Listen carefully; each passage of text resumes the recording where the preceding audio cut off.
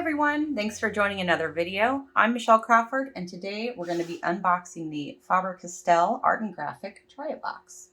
I normally teach watercolor here on YouTube, so if that sounds interesting to you, don't forget to hit the subscribe button so you can subscribe for future content. And if you'd like to see more videos like this, don't forget to hit that like button as well. So each person can go to the Faber-Castell website and order one of these try-it boxes. The box itself is only $1. I'll put a link in the description of how you can get yours. They did not send this to me, so I'm not reviewing this on behalf of the company. I just found the offer and thought it was a great deal. So $1 for the box, plus I paid I think like $9.99 for shipping. And so with tax, it was like $11 to get to me here in the US. But each box is different. You don't know exactly what you're going to get, but it's supposed to include a combination of a few things and then maybe some surprises. So I'm going to unbox mine right here with you today, and let's see what I got. So open it up here. This came pretty quickly.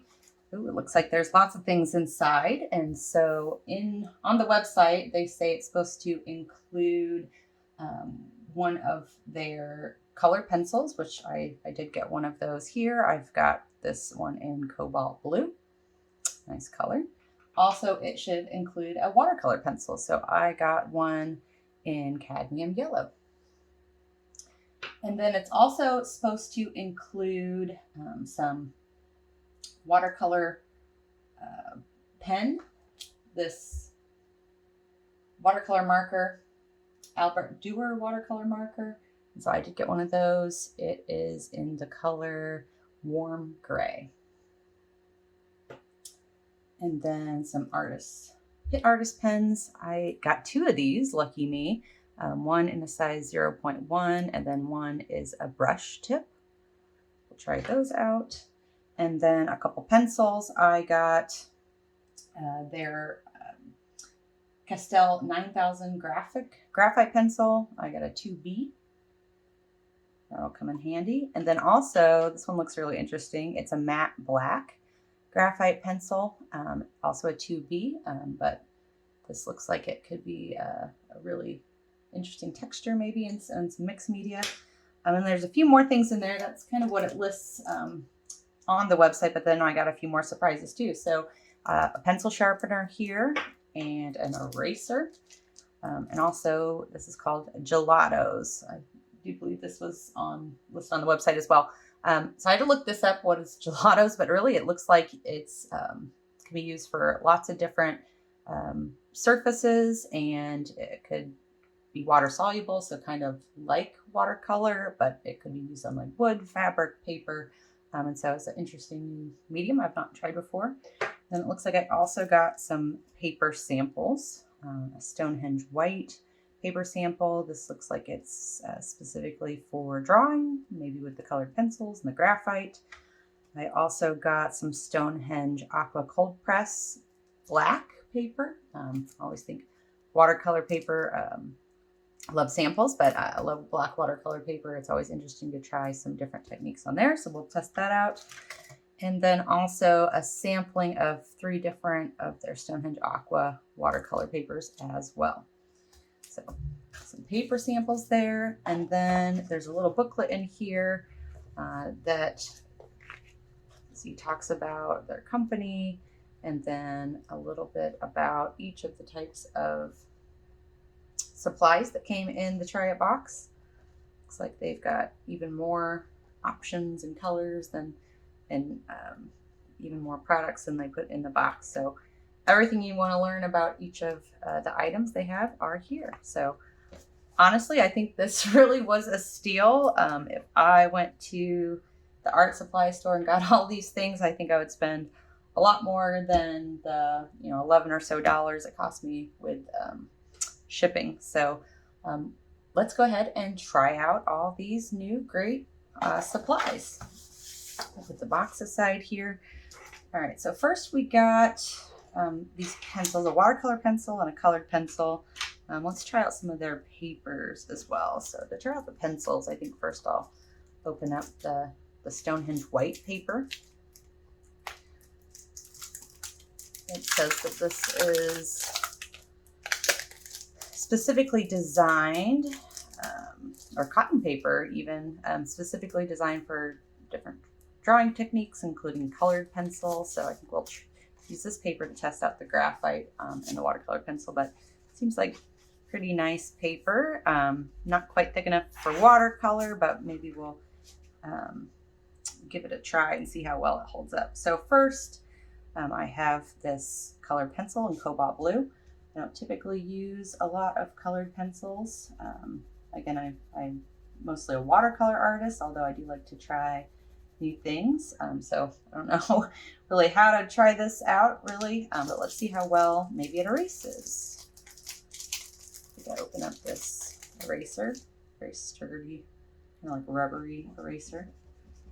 I don't know if colored pencil is supposed to erase really well, but actually it looks like it kind of did, so that was nice.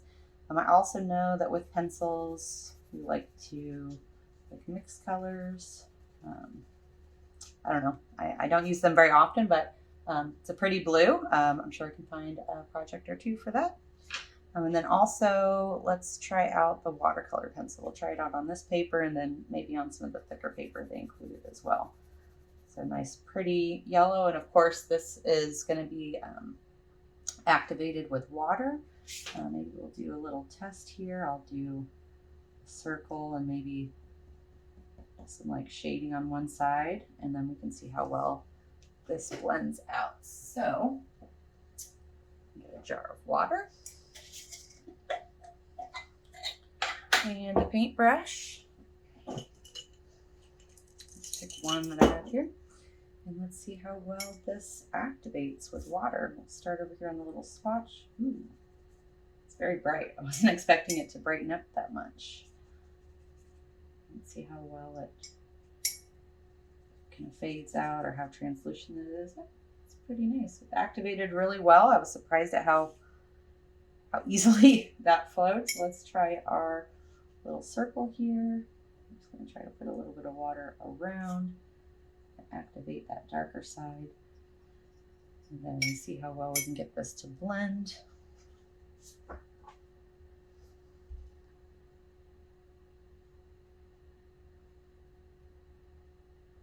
Pretty nice. I really wasn't expecting them to activate so quickly. I've not used too many watercolor pencils. I tend to stick with pan paints. Seems to be lifting pretty well. Trying to like make a highlight there. Let's actually do a lifting test on this to see. I've just kind of rinsed off my brush and then drawing it on a towel here. And we'll see how well I can lift.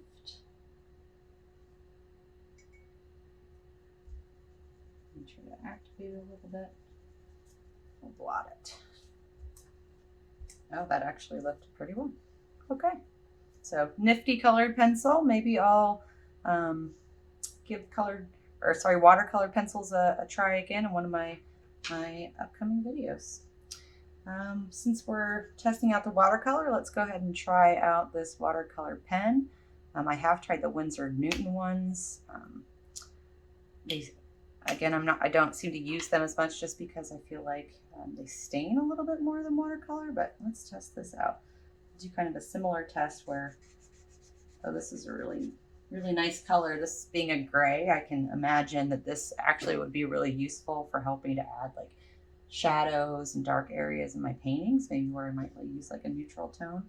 So we'll be interested to see how well that spreads out or activates with water as well. It's got two sides on the pen, that very pointed side and then like more of a nib. So I think you could also use this for maybe some hand lettering, which I'm not the best at. But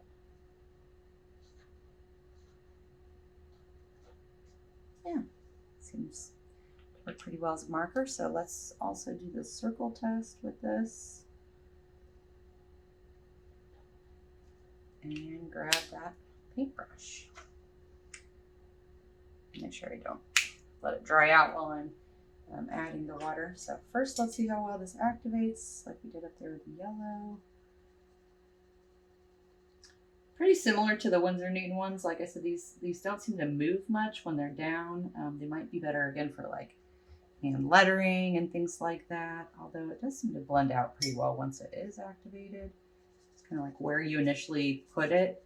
I've noticed that they're kind of difficult to lift. So let's go ahead and just test that out. It actually lifted better than I thought it would. Another way you can use these is by putting down some water first and then like touching the marker to the water, kind of get more of like a wet on wet effect. It doesn't seem to be working well for me, and actually it's peeling the paper. Maybe we will give this a try again on the thicker watercolor paper. Let's go ahead and see how well this circle shading works out for us.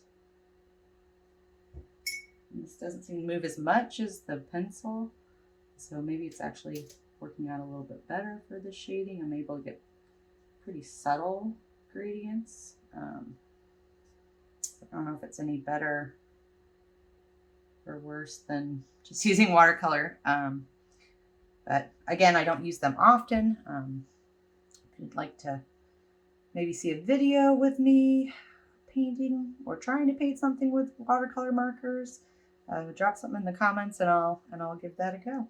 But actually it seems to be letting me move the pigment around pretty well. So, I think also in a pinch you can use these with a brush. So I've seen people also kind of like use it to just pick up paint and then go right onto your paper. And I don't know how well that's working out for me right now. But yeah, I think that this will be pretty great for maybe some shadows. I'll give it a try in one of my paintings. All right, the other thing I'm really excited to try is this gelato. Again, I had to look this up. I have seen it like on a few other websites, like Let's Make Art has advertised it or maybe put in some of their boxes. Going on, it kind of feels maybe like an oil pastel or like wax crayon. It can be used for multiple surfaces, so I kind of wonder how well this stuff dries or if it stays kind of moist. But the way I've seen that you can use it, you can blend it. It blends really well. Again, you can use it on multiple surfaces, but it's also supposed to activate with water. Ooh, that's kind of neat.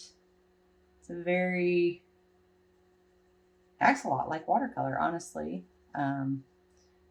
which could be pretty interesting because, you can't really paint watercolor on a surface unless you treat it first with like some type of a primer, which can make painting watercolor. You typically just paint it on paper, but I could imagine that if you were to be able to use this on wood or fabric, it might act a lot like watercolor, and maybe you can transfer that skill to a different type of material. So that's actually pretty interesting. Got me curious about how else I might be able to use this medium. It really is very bright. Again, I kind of want to see how it dries to see if it stays kind of sticky because it is moist when it comes out of the tube, but that actually could be a pretty versatile new medium. So gelato. I might be picking up a few more of those. All right. So let's see what else is in our box. In addition to the kind of color pencils and markers and things, I got some graphite pencils. So I use this a lot for drawing underneath my watercolor paintings. And so for me, it's important to have pencil that is easy to erase. I know that a lot of people that use pencils for drawing do a lot more blending with them. So I do have like a little paper towel here. Let's just see how we can blend it. If that helps. And then, hey, let's see how well it erases. So first I'm going to try out their eraser. You can still kind of see it. What I usually do, because I do don't typically want to erase everything I've drawn under my watercolor. I just want to lighten it up. And so I use typically a kneaded eraser, which is just like a more malleable eraser. And then I like to kind of blot it and pick up some of the darkness to see how well it lifts. And that's, again, it might show through, but I'm really interested to try this matte black pencil. So I'm thinking it will kind of look like, you know, black graphite or black colored pencil, and it has kind of a nice texture to it. Not being like shiny like a typical graphite would be. And then let's do the same thing, see how it blends up. I mean, it's a lot more on the surface. Let's see how well we can erase it. Not bad. This eraser seems to work pretty decently with the pencil. It's actually kind of comfortable to hold in your hand. I didn't even know that was going to be in the box. A little bit with the graphite eraser. But honestly, I think that these pencils would be great for anyone who's more into drawing than painting like me. But I do love to do pen and wash, so I'm excited to try these Pitt Artist markers. And so again, I got a 0.1, which is a pretty fine line pen, which a lot of times I'll use if I'm doing like a pen and wash illustration or something like that, make like a flower. Seem to perform pretty well. Pretty fine line. Easy to write with. Question is, will these be waterproof? I will test that. That's the black 199. I think these are just pure black. And then this one is a brush pen, which again is great for hand lettering. It is a little bit more of a firm brush pen. I've tried different brands of micron pens, and some of them have a really stiff brush tip, and some of them are more like a paintbrush would be. And I think I tend to prefer the stiff ones because I feel like I have more control if I'm doing like lettering or calligraphy.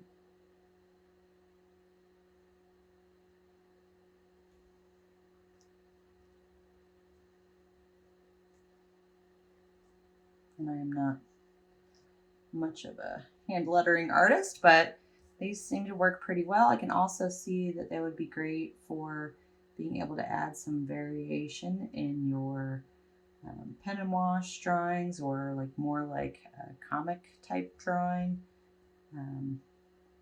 It's pretty easy to control the amount of pressure that you're putting down and how big or wide your line is going to be. So, not a bad little pen there. Now let's see, we'll let this dry just a bit. And let's see how water resistant these are. Some of them are waterproof, some of them are water resistant. Just gonna see if we can move it around. I could still have a little bit of that gray watercolor on my brush. Just gonna try this again. Yeah, they do seem to move underneath the water, so I don't think they're waterproof. So maybe if you're planning to use these with watercolor, you would want to add on top of already dried watercolor so you don't get any bleeds.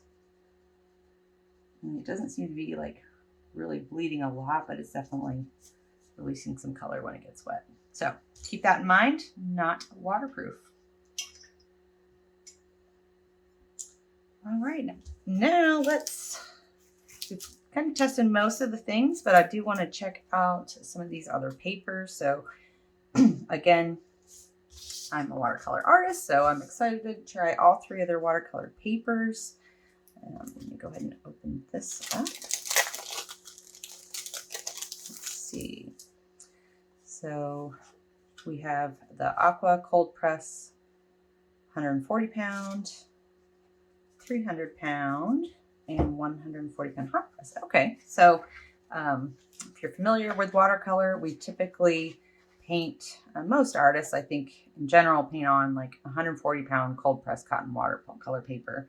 I do believe this is supposed to be cotton, which is important for watercolor. You want to make sure that your paper can withstand, you know, a little bit of an abuse for lifting and blending on the paper. But for a cold press, it's not as textured as maybe some other brands, but we'll see how well it performs. The 140 pound is a decent thickness. If you're using watercolor, if you're a professional artist, or you're maybe painting something that you want to preserve longer, a lot of people will use this 300 pound paper. It's a lot thicker. It feels almost like a sheet of cardboard, but it's probably the biggest difference between 140 pound and 300 pound is that if you're painting watercolor, you will need to tape down your 140 pound paper so it doesn't warp. With 300 pound, you almost don't have to do that at all. It's very thick and sturdy and doesn't seem to warp much. So we'll test that out as well. And then they also provided a sheet of hot press paper. Hot press paper tends to be much smoother, and this does feel a lot smoother. And even though it's 140 pound, it almost feels thinner than the cold press. So a lot of times with watercolor, if you're wanting to do something more detailed, like a portrait, and you don't want as much as the paper texture to show through, you'll choose a smoother paper, which is typically your hot press. So let's give all of these a go. So I'm going to grab the watercolor pencil. We're going to do some lifting. I'll also try the watercolor marker because that's where we got some peeling on the other paper. So I want to test that out to see how well these papers will hold up. So we're going to do the same test here with a little circle, and then see how that blends, and we'll lift it as well. And you can see on the cold press paper, you see kind of the texture also through the pencil. Of course, when we activate it with water, it shouldn't look like that, but let's just, you can see that texture showing up on the 140 pound as well. And then on the cold press or hot press paper, sorry, we should see less of a texture. Yeah, that's much smoother. Feels more like drawing on paper with a colored pencil. You're not able to see the texture right through there. So it is much smoother, will lend well to detail. Really just feels like drawing on regular paper. All right, now let's also test out the watercolor marker.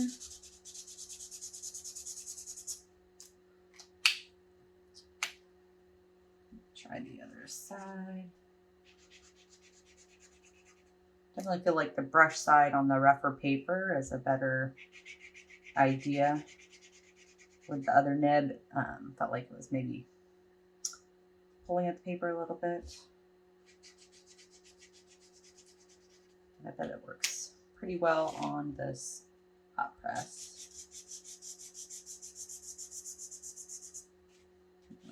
Okay, let's also try the circle here. So my biggest frustration also with paper is, in addition to it kind of being able to withstand the abuse of watercolor with all the water that you're using, and sometimes you're like really rough on the paper, you want to keep it from peeling or warping a lot, but also it's tape. I think one of the most frustrating things as a watercolor artist is when you finish a beautiful painting and you go to remove your tape and it rips off. So I'm actually going to go ahead and give that a test as well. So let's put a piece of tape on each of these. Make sure it's stuck on there really well. Some tricks for pulling off tape. If you heat it up and pull really slowly, that's really the best approach. But this is Holbein tape. It has been one of my favorite tapes for a while, and it doesn't seem to peel off paper in general as much as other tapes. So I think it'll be a good test for the quality of this paper. Alrighty. So let's go in with our brush again and color these in. This time I think I'm just gonna On the circle, since this is the thicker piece of paper, it should stay wetter a lot longer. I'm going to drop some clean water right there in the middle. We're going to come back to that, see how long it stays wet. Again, I will say this is the thicker paper, and that brush using the other side of the nib did kind of tear up the paper. You just want to use the marker, so that might be a little bit concerning. It does seem to take a lot of water.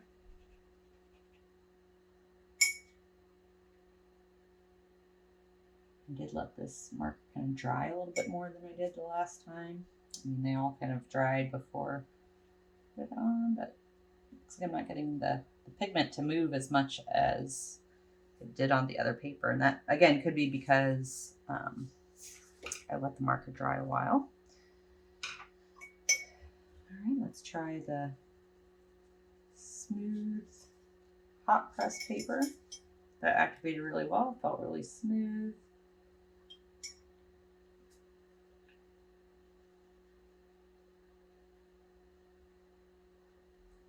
Okay, just kind of wetting up these.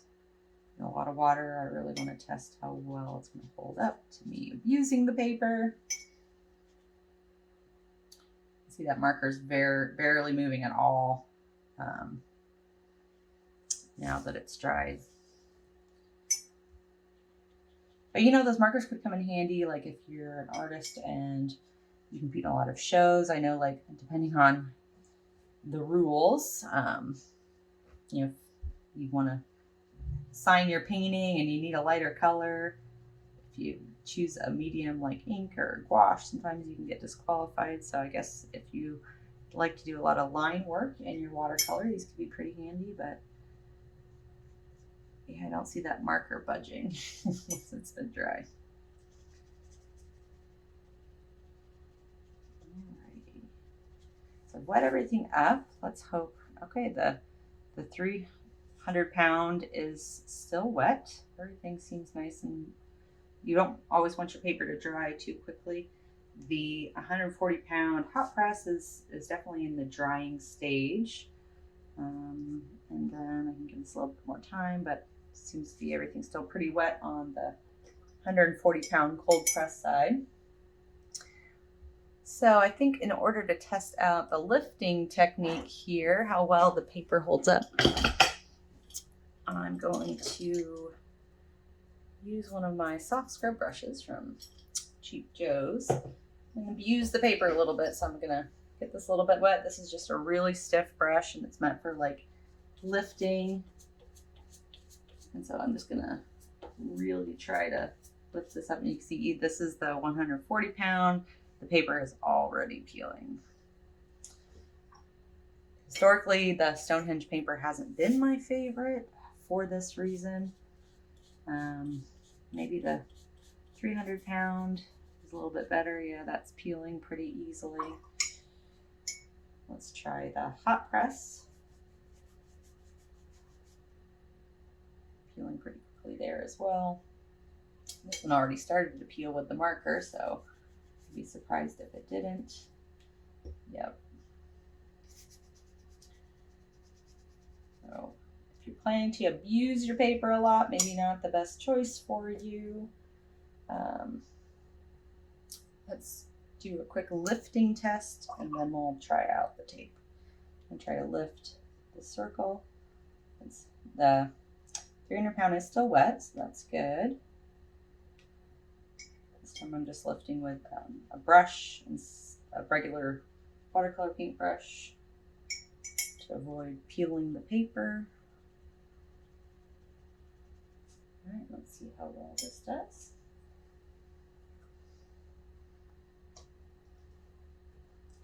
Looks pretty well on the cold press, and with just the regular brush, I didn't really get any peeling or anything like that. Didn't look as well on the hot press. And also, the paper doesn't seem damaged, but if I were to keep working it, I feel like it would probably start to pill. And very similar results there. So last test, let's go ahead and rip off this tape. Now I mentioned if you're doing or at the end of a painting and you're taking off your tape, you want to be very, very gentle as to not rip it. But in this case, I want to see how well it's going to hold up. So taking that off there pretty quickly, and like I've experienced in the past, it did rip some of my paper. So I would say that that's probably a fail. Let's try it on the 140 pound. I didn't even go very quickly there, and I definitely peeled up at least like a layer of paper. Let's try the hot press. Same result there. So I've had the same kind of experience with Stonehenge. So I know they make watercolor blocks, which is what I have. Which you don't necessarily need to tape, but if you're looking for, trying to find 100% cotton paper so it stays wet, which it did pretty well at, and you're not going to abuse your paper too much, I guess it could work for you, but honestly, probably not my favorite. Lastly, what we have here in the box is the black watercolor paper. I guess I should have pulled this out to test it as well, but I honestly, watercolor is typically transparent. There are some types of more opaque watercolor, but transparent watercolor is difficult to see on this paper. So let's try out maybe the watercolor brush to see how opaque this might be, but I'm also interested to try the gelato on this type of surface. So again, we've got two pieces here, a 300 pound and a 140 pound. As I expected, you can't really see much on the paper with the watercolor marker. So let's go ahead and try the gelato. I'm going to do the circle test here to see, if this does kind of act like watercolor, how well we can get it to move, and how opaque this will stay once it's been activated with water.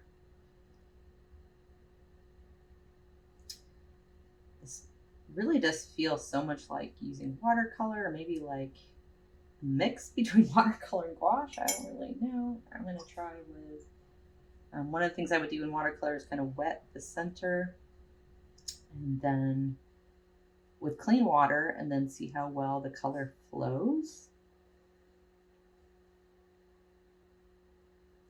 The gelato doesn't seem to be flowing much. I think you probably have to agitate and move it around a little bit more than watercolor. So in that way, it's probably a little bit more like gouache.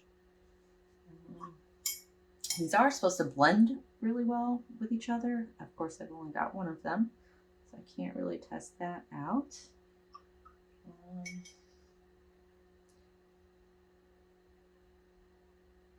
And it does seem to be, for the most part, pretty opaque, and then able to get it into a pretty good gradient wash. Let's see how light you can get it. Just start by adding water.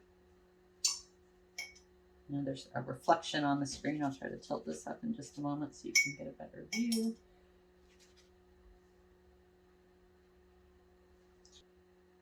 It definitely doesn't act exactly like watercolor, but very similar. This could be a really interesting medium, especially on the black watercolor paper, because it does show up really well. And so maybe give that a go. I think I might maybe buy a couple more colors of the gelato and see if I can come up with anything creative.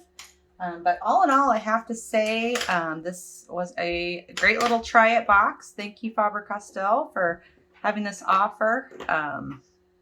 Lots of little things for not too much money, and a great opportunity to give all of these supplies a try. So again, check out that link in the description. Don't forget to subscribe to my channel for future videos. And if you liked what you saw, go ahead and hit that like button. Appreciate you. Have a great day.